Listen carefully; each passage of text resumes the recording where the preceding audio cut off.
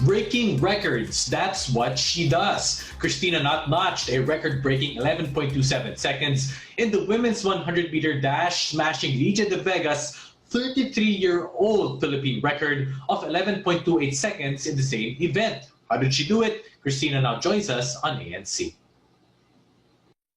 Now we have Kristina Knott on ANC. It is an honor for you to be here and breaking that Philippine record in the women's 100-meter dash. So Kristina, thank you so much. Good morning. And how are you? Take us through that event. How did you prepare for the Drake Blue Oval Showcase?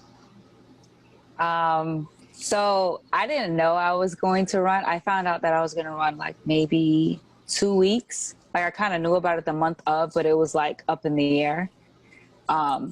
So how I've been training throughout COVID was because of COVID, a lot of my competitions have gotten canceled. So how my coach like designed training was we still train as if we're like going to compete, but instead of competitions on the weekend, we'll do like a time trial. So I kind of went into the race with that mindset.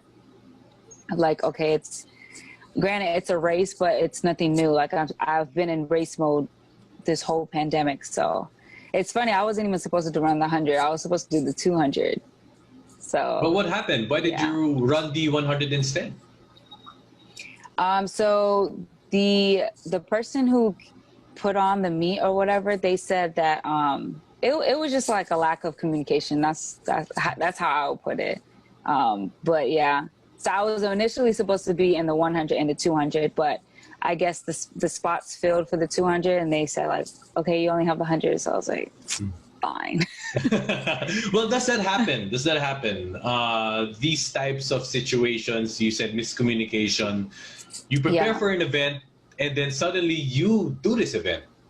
What does that feel like? What goes through your mind? What does go through an athlete's mind when that happens? It's happened. It hasn't happened to me. This was the first time it's happened, but I know like my teammate, Eric, he told me that it happened to him. So I wasn't like, oh my gosh about it. But I mean, I still got a competition and that's all that mattered. So I just wanted to go out there and compete. What was it like, 11.27, when you notched that time? What was the first thing that went through your mind? The first thing that went through my mind was I thought I got first. I don't know if you guys seen the race, but it was like neck and neck. And it's kind of hard because like the way they designed the meet was every other lane. So you're not next to people. So you kind of don't really know where people are at until like you see them like coming or whatever. So yeah, I thought I crossed the tape first.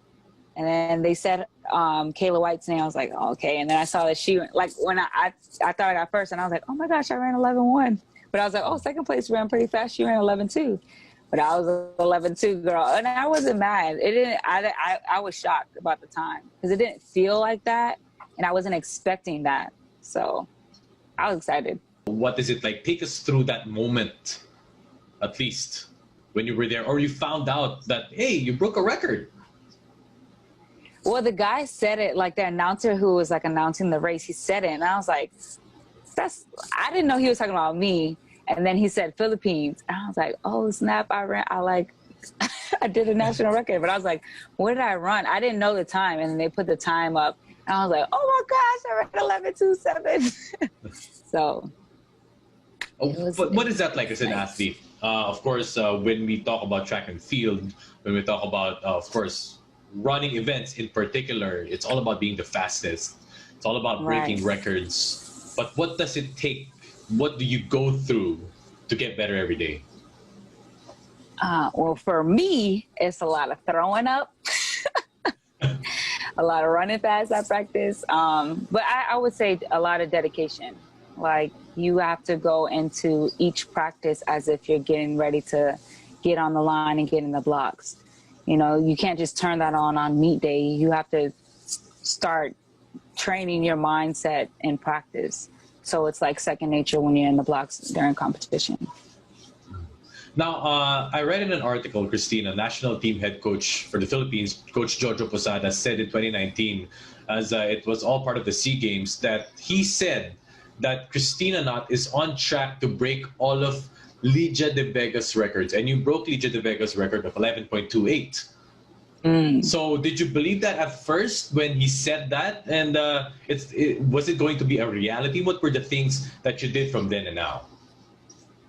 I didn't even know Coach JoJo said that. It's funny. So I said that, I think I was in like Iligan or something like that. And I did a competition there, and it was a national open. And I remember saying that, like, just give me a little bit more competitions and then I'll break it. I thought I was going to break it within that year. And then after I said it, and I was kind of like not running how I wanted to. And I was like, man, maybe I spoke too soon. Maybe I'm like in over my head. So it's nice to see that like what I manifested and what I said is like actually like blooming. So. But you know, well, at least from 2019 and the whole COVID blew up, of course, of this year, early this year. Can you take us through that whole journey of training, getting better in the time of COVID? It's a different situation in Miami. We just hear it from all over the news in Florida, what's happening, but take us through from a first-hand perspective. So in March, I was in Texas and I was training for 2 competitions there. So I was going to do 2 competitions there and then fly to Florida to do 1 competition there before going overseas. So towards the end of March, that's when things started shutting down. I didn't know like how crazy it was going to be. So I went back to Florida. And we thought, like me and my coach thought it was just going to like be something minor, like, you know, a couple weeks of training by myself. And then like, I'll go back to Texas and train and eventually do those competitions. But then we're starting to get phone calls that like competitions are getting canceled left and right. And I'm just like, man, so like, what are we going to do? Facilities are closing, gyms are closing. So I'm training on grass. Still to this day, I'm still training on grass. I'm probably getting on a track maybe once a week, twice on a good week. But yeah, I think the biggest thing and the biggest like kind of blow to the scheduling was the cancellation of the competitions. Because I was ready to run fast and I was ready to go. Just based on how my training was in Texas. So when all that, I'm like, man, we did all this work for nothing. When I say I was throwing up, it was a lot of throw up. It's different. It's different when you adjust again. You said that you were training now on grass. And what's the main difference when you go on the track and then and when you train on grass? It's like going back to basics. Yeah. But that's the thing, like in grass, like I can still spike up. It's not like I'm on like concrete or sidewalk course. Like I don't have that like fast feeling because I can't spike up, but in grass I can still spike up. I know the Jamaicans, that's how they used to train. So I'm training like the fast people. Do you think, Kristina, that how do you think you are still getting better, even if under different circumstances? Do you think that you are getting better? Yeah, that 11:27 just didn't come from not getting better.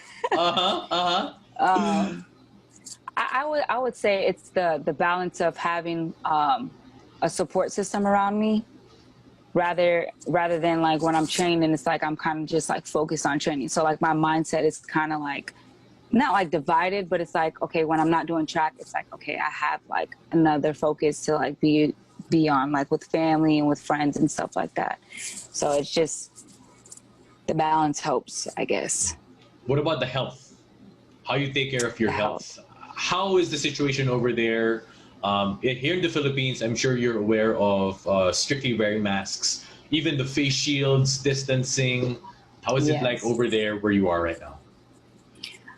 Well, the good thing about track is a lot of people don't do this. Well, let me not say a lot of people don't do the sport, but normally when I train, no one's there, you know, because I either train like early, well, I only train early in the morning.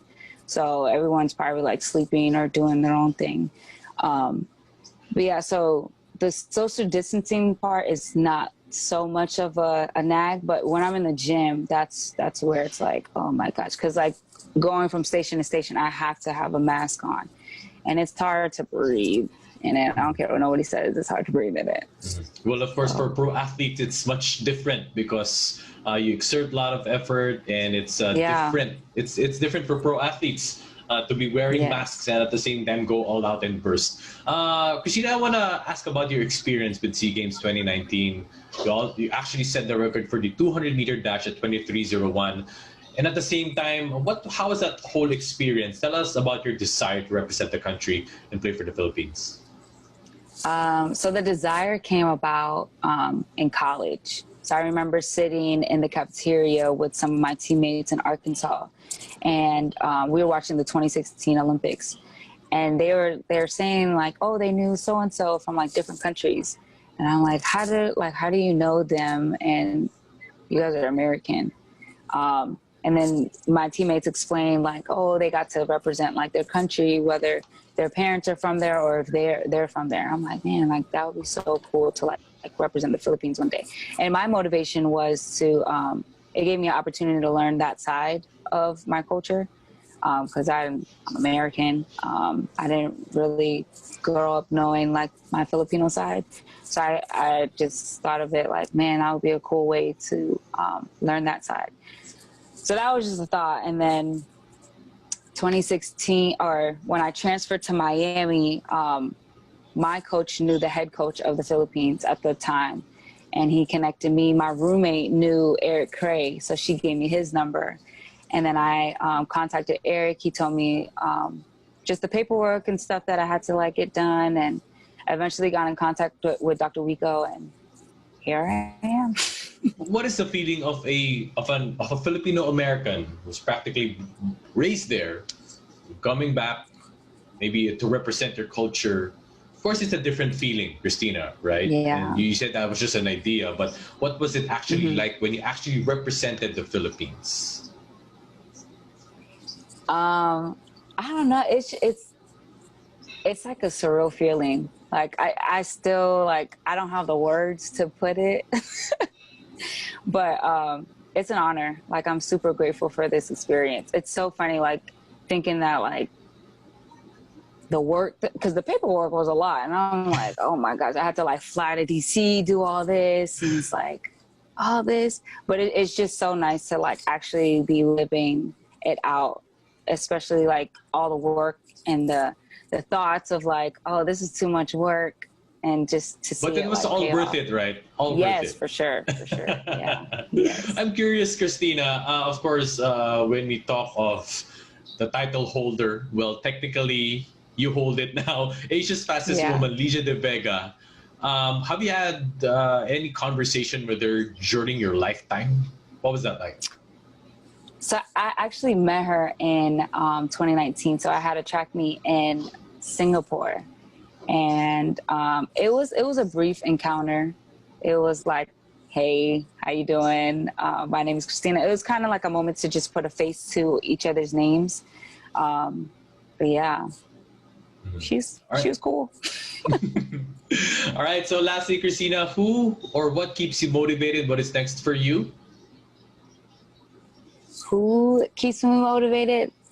I would say what keeps me motivated is to become an Olympian. That's like my motivation. That's my tunnel vision. That's my main focus for this year and for next year. Any future tournaments that you're gonna compete at? As of now, no. Hopefully it doesn't get canceled. Yeah, hopefully it doesn't get canceled. I mean, I feel like people, like we're starting to like adjust, just seeing like sports coming back. But we'll see. Major events, I don't know. Like, I don't even know what the Olympics is going to look like. Like, is there going to be a crowd? Or is there not going to be a crowd? If there's not going to be a crowd, I'm going to be kind of disappointed, because I want it. Like, we feed off of that as athletes, like that cheer. And it's like, man, like, another time trial.